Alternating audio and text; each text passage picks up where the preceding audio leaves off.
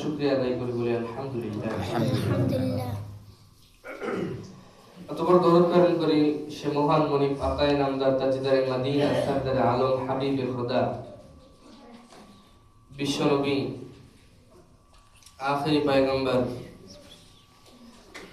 যে শ্রেষ্ঠ মানব সৃষ্টি না হলে আল্লাহ সুবহানাহু ওয়া তাআলা আপনাকে আমাকে সৃষ্টি করতেন না, এই ভূখণ্ড সৃষ্টি করতেন না। তো তার শুনে আমরা সকলেই দরুদ প্রেরণ করে বলি সাল্লাল্লাহু আলাইহি ওয়াসাল্লাম। সম্মানিত উপস্থিতি, সময় খুব কম, এই অল্প সময়ের মধ্যে আমরা যা শুনবো সকলেই নিয়ত করবেন ইনশাআল্লাহ আমাদের ইনশাআল্লাহ আল্লাহ কবুল করুন সকলে আমিন। তো দেখেন আজকে জুমার দিন, আবার শাবান মাস। কি মাস? শাবান মাস, অত্যন্ত গুরুত্বপূর্ণ একটা মাস। এই শাবান মাসে রোজার অনেক ফজিলত, আমরা রোজা করছিলাম, রোজা করছিলেন? মাশাআল্লাহ মাশাআল্লাহ। শাবান মাসের রোজার অনেক ফজিলত আল্লাহ রাব্বুল ইজ্জত ওয়াল জালাল এরপরেই শ্রেষ্ঠ মাস দিয়েছেন, রমাদান মাস। কি মাস? রমাদান মাস। এবং এই শাবান মাস বিশ্বনবী জনাব মুহাম্মদ রাসূলুল্লাহ সাল্লাল্লাহু আলাইহি ওয়াসাল্লাম এই মাসে অত্যন্ত রোজা রাখতেন, খুব বেশি রোজা রাখতেন এই মাসে। রমজান বাদ দিয়ে, রমজানে তো রোজা করতেনই, তুলনামূলকভাবে এই মাসেও তিনি অনেক রোজা করতেন।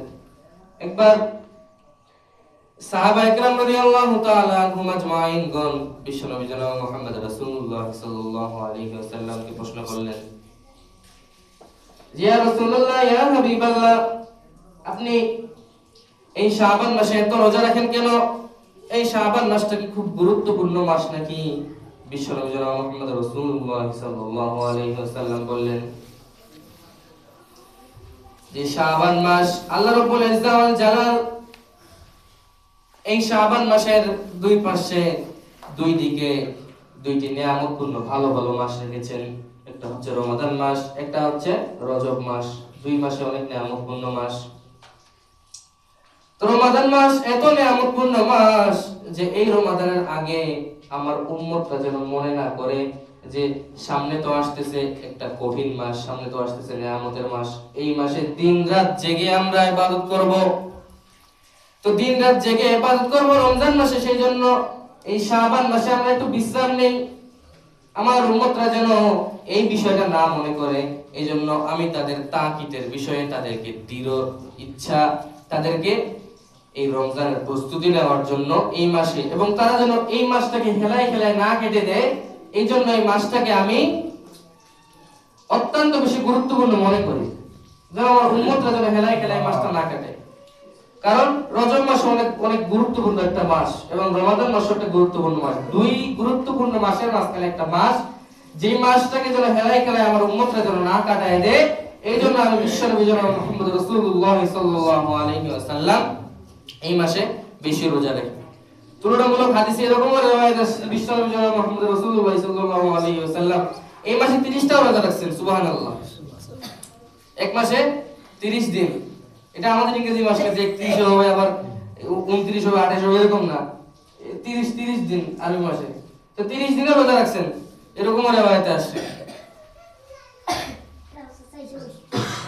তো এই মাসে রোজার অত্যন্ত ফজিলত, এটা প্রিপারেশন নিতে হবে আমাদের রমজানের, আমাদের রমাদান মাসে যে আমরা রোজা রাখবো, এটা প্রিপারেশন নিতে হবে আমাদের এই যে শাবান মাস থেকে। এই শাবান মাসের অনেক ফজিলত রোজার, আমরা রোজা রাখবো ইনশাআল্লাহ, আরো কিছুদিন বাকি আছে, আমরা রোজা রাখার চেষ্টা করবো।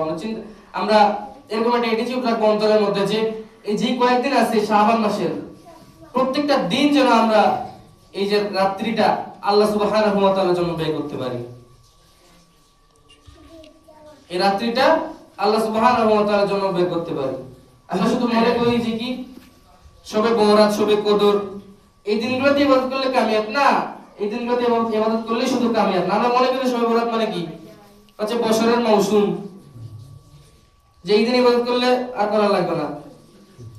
যেন এরকম কিছু আছে না, গৃহস্থী করে না, এরকম কিছু বড় গৃহস্থ যে শুধু ধান ছাড়া কিছু আবাদ করে না, ধান আবাদ করে সারা বছর ধানের উপরে চলে। তো মনে করে কি যে ধানটা যেরকম মৌসুমের প্রধান খাবার, এরকম মনে করে যে কি শবে বরাতটা মৌসুমের প্রথম প্রধান আমল, যে এই শবে বরাতে আমল করলে আমল করার দরকার আর আমল করার কি প্রয়োজন লাগবে না, এটাই শেষ। কিন্তু না, এটা ভুল। শুধু শবে বরাতেই না, আপনি আপনি চিন্তা করলেন শুধু শবে বরাতেই আপনি একদম সারা রাত জেগে ইবাদত করলেন, আর কোনোদিন আপনার খোঁজ খবর না, আপনি ফরজ নামাজ পড়েন না, আপনি শুধু ওই শবে বরাত, শবে মেরাজ, শবে কদর এগুলা নিয়ে পড়ে আছেন, তাহলে কি কামিয়াবি হবে? তাহলে কামিয়াবি হবে না। এই জন্য কি করতে হবে? এই শাবান মাস অত্যন্ত গুরুত্বপূর্ণ একটা মাস চলে যাচ্ছে, এই মাসে বেশি বেশি ইবাদত করতে হবে, এই মাসে বেশি বেশি ইবাদত করতে হবে। তারপর আসছে রমাদান মাস। এই রমাদান মাস এত গুরুত্বপূর্ণ একটা মাস, আল্লাহ রাব্বুল ইজ্জত ওয়াল জালাল বলেন, ইয়া আইয়ুহাল্লাযীনা আমানু কুতিবা আলাইকুমুস সিয়াম কামা কুতিবা আলাল লাযীনা মিন ক্বাবলিকুম লাআল্লাকুম তাত্তাকুন। তোমরা রোজা রাখো, তোমাদের পূর্বপুরুষরা যেরকম ভাবে রোজা রেখে গিয়েছেন এরকম ভাবে তোমরা রোজা রাখো।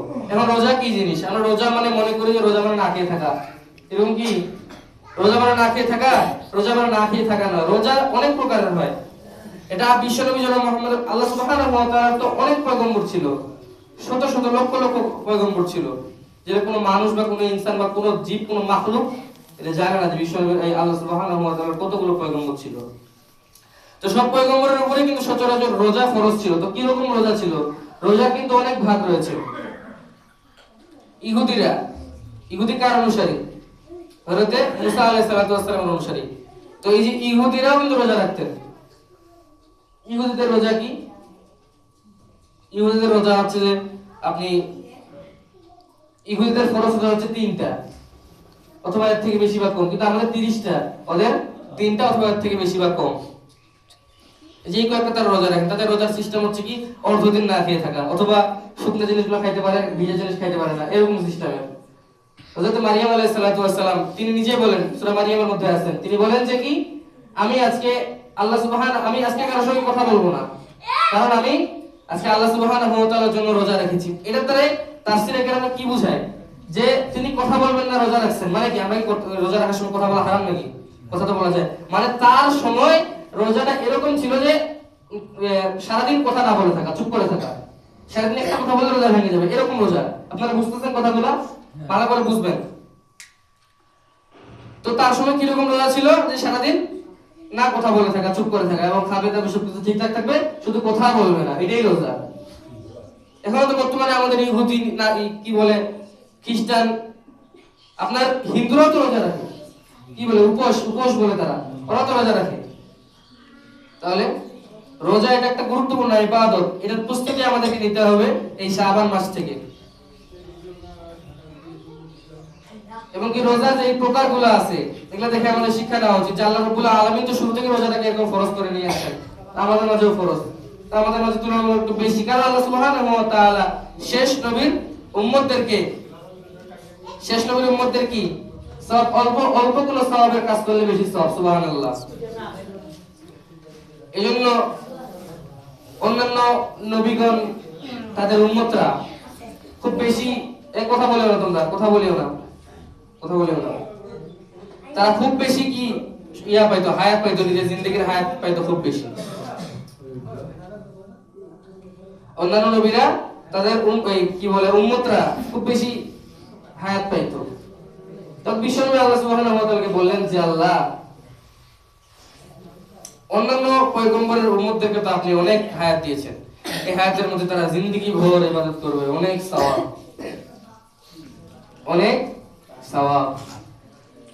তাহলে আপনি আমার উম্মতদেরকে এরকম কম আপনি হায়াত দিলেন, আমাদের হায়াত গুলো সচরাচর 80, 60 এরকম না। তো বিশ্বনবী বললেন যে এটা তো হায়াত কম, আপনি এইটুকু যে হায়াত দিলেন, এইটুকু হায়াতের মধ্যে আমার উম্মতরা কি এমন ইবাদত করবে? আল্লাহু আল্লাহ। তো আল্লাহ রাব্বুল ইজ্জত ওয়াল জালাল বললেন যে আমার পয়গম্বর, আপনাকে টেনশন করার কোনো প্রয়োজন নাই, টেনশন করার দরকার নাই, আপনি শুনে রাখেন।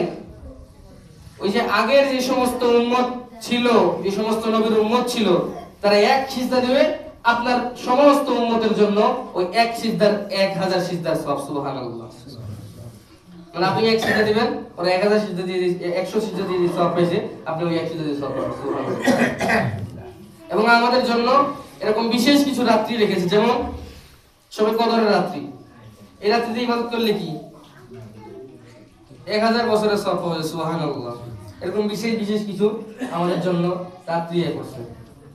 তো এই যে রোজা খুব গুরুত্বপূর্ণ একটা ইবাদত, খুব গুরুত্বপূর্ণ একটা ইবাদত। দেখেন অন্যান্য মাসে মানুষরা খোলামেলা থাকে, মানে তাদের নফসটাকে ছেড়ে দেয়, মানে যা ইচ্ছা তাই করতে পারে। মনে করেন আপনি বাসায় গিয়ে খাইতে পারেন, সবকিছু করতে পারেন, যা ইচ্ছা তাই করতে পারেন, যেগুলো নিষেধ এগুলা মন চাইলে করেন। কিন্তু রমাদান মাস এটা কেমন একটা বরকতের মাস, নিয়ামতের মাস, মন চাইলে কিন্তু সব কাজ করা যায় না। আপনি খেতে চাইলে খেতে পারবেন না, আপনি যেগুলো কাজ করতে চাইলে যেগুলো ইসলামে নিষেধ আছে এগুলা যদিও অন্যান্য মাসে করেন, কিন্তু সেই মাসে করলে আপনার কি, আপনার মনে বাধা আসবে না, কি করতেছি আমি, এগুলো তো নিষেধ, এই মাসে করলে তো গুনাহ। রমাদান মাসে যে কোনো কাজ যদি কেউ সওয়াবের কাজ করে, এই সওয়াবটা যেরকম দ্বিগুণ অথবা তার সওয়াব খুব বেশি, তো শুনে রাখেন যদি গুনার কাজও আপনি করেন রমাদান মাসে, গুনাহটাও খুব বেশি হবে। নাউজুবিল্লাহ, আল্লাহ হেফাজত করুন। সওয়াব বেশি তো কি আপনি চিন্তা করতেছেন যে সওয়াব তো বেশি, সওয়াব করে সব গুনাহগুলো ঢাকায় ফেলবো না, গুনাহ যদি করেন আপনি গুনাহও এরকম গুনার পরিমাণ খুব বেশি হয়ে যাবে। নাউজুবিল্লাহ। তো এই জন্য প্রিপারেশন নেন এই যে শাবান মাস থেকে রমাদান মাসের। আমরা এমন একটা জাতি, এই শেষ নবীর উম্মতরা এমন একটা জাতি, এমন একটা গুরুত্বপূর্ণ, আমরা তো আমাদেরকে চিনি না। আমরা যে মুসলমান, আমরা কি রকম মুসলমান, আমরা কোথা থেকে আসলাম, মুসলমান কিভাবে হইলো মুসলমান, তো আমরা জানি? এই যে আমরা নিজে জানি না, মানে আমরা নিজের পরিচয় নিজে জানি না যে আমরা কিভাবে আসলাম। একটা উদাহরণ দিই আপনাদেরকে। একজন কৃষক মাঠে কাজ করতেছেন, মাঠে কাজ করতে করতে দেখতে পাচ্ছে যে একটা বাঘের বাচ্চা, ছোট্ট একটা বাঘের বাচ্চা শুয়ে আছে, জঙ্গলে শুয়ে আছে। মাঠে কাজ করতে দেখতে পাচ্ছে যে জঙ্গলে একটা বাঘের বাচ্চা শুয়ে আছে, বাঘের মা নেই। তো সে চিন্তা করলো যে বাঘের বাচ্চাটাকে যদি বাসায় নিয়ে যায়, আমি পুষি পালি, তাহলে দেখা যাবে যে কোন হিংস্র পশুরা আমার বাসায় আর আক্রমণ করতে পারবে না, এই বাঘ প্রক্রিয়া করবে, মানে ঢাল হয়ে দাঁড়াবে। এইভাবে বাঘের বাচ্চাকে সেই কৃষক নিয়ে গেল। কৃষকের আবার বিশাল বড় এক ছাগলের পাল আছে, কথাটা বুঝবেন, কৃষকের বিশাল বড় ছাগলের পাল আছে। পরে ছাগলের পালে ছাগলের সঙ্গে এই যে বাঘ উঠা বসা করে, ছোট বাঘ, ছোট থেকে উঠা বসা করতে করতে করতে করতে বাঘ এক সময় বড় হয়েছে। বড় হওয়ার পরে কিন্তু বাঘের মাথায় কি সিংহ যায়? সিংহ যায় না। আর সে কি বলে, ছাগলের মাথায় শিং আছে, ছাগলের মাথাটা শক্ত আর বাঘের মাথাটা নরম। এখন এই ছাগলের সাথে বাঘ উঠা বসা করতে করতে, এখন ছাগল আর বাঘ খেলা করে, মজা করে, করতে করতে একবার ছাগল তখন মাথা দিয়ে বাঘের মাথায় ডিশ মারে দিছে। দেখতে পাচ্ছি যে বাঘের মাথা তো নরম, বাঘের মাথা নরম আর এর মাথা শক্ত। তো নরম মাথায় গুতা মারে মজা পায়, গুতা মারে মজা পায়, এরকম গুতা মারে। গুতা মারতে মারতে এখন বাঘ আবার রাগে যায়, কই কি রে, এই ছাগল আমাকে গুতা মারে, মানে অসন্তুষ্ট হয়। এখন আল্লাহর কাছে দোয়া করে যে আল্লাহ তুমি আমার মাথায় একটা শিং গজায় দাও। এই বাঘ, এই বড় যদি জানতো যে ওই বাঘ, তাহলে কখনো আল্লাহর কাছে শিং চাইতো? শিং চাইতো না। আল্লাহর কাছে শিং চাইছে, আল্লাহ তুমি শিং দাও। আর বাঘ যদি শুধু বাঘ না, বাঘ যদি কোনো আমাদের দেশের অথবা সারা পৃথিবী যদি বড় বড় আলেমদেরকে ডাক দিয়ে যদি বলে আপনারা আমার জন্য দোয়া করেন আমার মাথায় যদি শিং গজায়, আজীবন কি শিং গজাবে বাঘের মাথায়? আজীবন বাঘের মাথায় শিং গজাবে না। তো বাঘ দোয়া করে এরকম আমার জন্য দোয়া করেন, এরকম বাঘ দোয়া করে যে আল্লাহ আমার মাথায় শিং গজায় দাও। তো বাঘের মাথায় আর শিং গজায় না। এখন এরকম ছাগলের পাল এক মাঠে এরকম খাচ্ছে, ঘাস খাচ্ছে। তো বাঘও গেছে ওদের সাথে, যাওয়ার পরে এরকম বাঘ গুতা খায়, এরা সবগুলা গুতা দেয়। পরে তখন দূর থেকে এক বড় বাঘিনী দেখতে পাইছে, কি রে কি ব্যাপার, এ আমার কি বলে আমার জাতি ভাই বাঘ, এ আবার ছাগলের কাছে গুতা খায় কেন? এত ছাগল শিকার করবে, ছাগলের কাছে গুতা খায় কেন? বাঘ তখন কাছে আসছে। বাঘ কাছে আসার পরে ওই যে বিষয়টা একটু দেখি। বাঘ কাছে আসার পরে বিশাল বড় এক গর্জন দিছে, গর্জন দিছে। গর্জন দেওয়ার পরে তো একবারে ছাগলের পাল একদম ফাঁকা। বাঘের গর্জন শুনছিলেন কোনোদিন? শুনেন নাই? চিড়িয়াখানা গেছিলেন না? চিড়িয়াখানার বাঘ তো মরা বাঘ, মানে জিন্দা বাঘ হইলে ওটা মরা বাঘ। মনে করেন যে এই বাঘ, একটা বাঘ কি লাগে, এই বাঘ সকালে একটা মনে করেন যে হরিণ অথবা একটা বাঘ শিকার করে, হরিণ অথবা একটা গরু শিকার করে, দুপুরে একটা গরু শিকার, রাত্রে একটা ছাগল টাগল কিছু একটা এভাবে ওর এরকম করে। তো চিড়িয়াখানায় কি এরকম খাওয়া দেওয়া হয় প্রত্যেকদিন, বাঘ প্রত্যেকদিন গরু ছাগল হাঁস মুরগিগুলো দেওয়া হয়। ওই যে দেখেন যে কি সরকার যদি ওর জন্য বাজেট করে থাকে প্রত্যেক মাসে প্রত্যেক দিন 20 কেজি করে মাংস, তো দেখা যাবে যে চিড়িয়াখানা আসতে আসতে 10 কেজি হয়ে গেছে। দেখা যাবে এটা কি চিড়িয়াখানা আসতে আসতে 10 কেজি হয়ে গেছে। আবার চিড়িয়াখানার ভিতরে যে ঢুকাইছে এখানে আবার কাটিং ছাটিং করে দেখা যাবে 5 কেজি পরে আছে। 5 কেজি যদি বাঘের সামনে নিয়ে গিয়ে দেয়, বাঘের খায় কি পেট ভরবে? পেট ভরবে না। তো এরকম মনে করেন যে আপনি এখন সরকারের কাছে গিয়ে দরখাস্ত করলেন যে আমি খুব গরিব, আমাকে কিছু দেন আপনি। তখন সরকার আপনার জন্য তখন 1 লাখ টাকা পাঠিয়ে দিল। এই টাকাটা আস্তে আস্তে কি 1 লাখ থেকে যাবে? তাহলে আপনার যে ফ্যামিলি কার্ড দিতে চাইছে একজন নেতা, এই ফ্যামিলি কার্ড তাহলে আপনাদের কাছে আস্তে আস্তে কি অবস্থা হবে ফ্যামিলি কার্ডের? যাই হোক, এদিকে যেতে যাচ্ছি না। তো তারপরে দেখেন তখন এই যে বাঘ আসে বিশাল করে গর্জন দিল ওই যে ছাগলের পালকে। তো ছাগলের পালকে গর্জন দেওয়ার পরে সব ছাগল যখন উধাও হয়ে গেল, তখন এই বাঘও তো ভয় পালাচ্ছে। এখন চিন্তা করলো যে এখন বাঘিনী চিন্তা করলো কি রে, বাঘ আমাকে দেখে পালায় কেন? পরে বাঘকে ডাক দিল, এই শোনো শোনো, তুমি শোনো, তোমাকে খাওয়ার জন্য আসিনি আমি, শোনো তুমি আমাকে দেখে ভয় পাও কেন? তোমার চেহারা আমার চেহারা তো একই। কয় না, আপনার চেহারার সঙ্গে আমার চেহারা কোনো মিল নেই। কই ঠিক আছে আসো। পরে তখন বাঘকে পানির কাছে নিয়ে গেছে। বাঘকে পানির কাছে নিয়ে যাওয়ার পরে কয় ঠিক আছে তুমি পানিতে নামো। এখন বাঘ তো ছাগলের সঙ্গে উঠা বসা করতে করতে অভ্যস্ত হয়ে গেছে। এই ছাগল পানিতে নামে, আর বাঘ তো সবসময় পানিতে করে শিকার, এই পানিতে শিকার করে, ডাঙায় শিকার করে, সবসময় ইয়াতে করে। এখন একে পানিতে নামাই দিছে। তো পানিতে নামো তুমি। এখন পানিতে নামতে চায় না, পরে যেভাবে টানে হিসেবে পানিতে নামাই দিছে বাঘকে। এখন বাঘ তখন পানিতে যাওয়ার চেহারা দেখে তো পুরো ভয় পেয়ে গেছে, কি রে এটা কার চেহারা? ও পানির কাছে যায়, বাঘ আগায় আসে, চেহারা আগায় আসে, আবার দূরে নেয়, দূরে সরে যায়। কয় না, এটা তো আমার চেহারার মতোই করতেছে। পরে উপরে আসে দেখতেছে বাঘ কি করছে, বস তোমার চেহারা তো আমার মতো। তোমার যে চেহারা আমার মতো এই বিষয়টা তুমি এতদিন পরে বুঝলা, এর আগে বুঝো নাই? পরে তখন বাঘ যখন বললো যে তুমি হচ্ছে এরকম জঙ্গলের রাজা, তুমি আবার ছাগলের সাথে বসবাস করো, তুমি প্রত্যেকদিন ওদেরকে শিকার করবা, প্রত্যেকদিন শিকার না করে তুমি কি করতেছো এখানে ছাগলের পালের মধ্যে পড়ে আছো। তুমি শুনো, তোমাকে আমি ট্রেনিং দেবো, তুমি এরকম। তো এটা উদাহরণ দিলাম এই জন্য যে আমরা মুসলমান, আমরা চিনি না আমরা কিরকম, আমাদের মধ্যে কি দিন, কিভাবে দিন আসছে, কিভাবে আমরা মুসলমান হইলাম, এবং আমাদের একটা কাজ করলে কত সওয়াব এবং কত কত আল্লাহ সুবহানাহু ওয়া তাআলা আমাদের জন্য এরকম কত নিয়ামত দিয়েছেন আমরা বুঝি না। আমরা ওই যে ছাগলের মতো, এই বাঘের মতো ছাগলের পালে গিয়ে বসবাস করে, এরকম আমরা কিছু বুঝি না। তবে সকলকে বুঝার তৌফিক দান করুন। এই দিন, এই যে মুসলমানত্ব, এটা কিভাবে আসলো? দেখেন আমরা সিরাতের কিতাব পড়ে দেখবেন বিশ্বনবী জনাব মুহাম্মদ রাসূলুল্লাহ সাল্লাল্লাহু আলাইহি ওয়াসাল্লাম কত কষ্ট ক্লেশ করছেন। কষ্ট ক্লেশ করার পরে আমাদের মাঝে এরকম সুন্দর একটা দিন ইসলাম নিয়ে আসছে।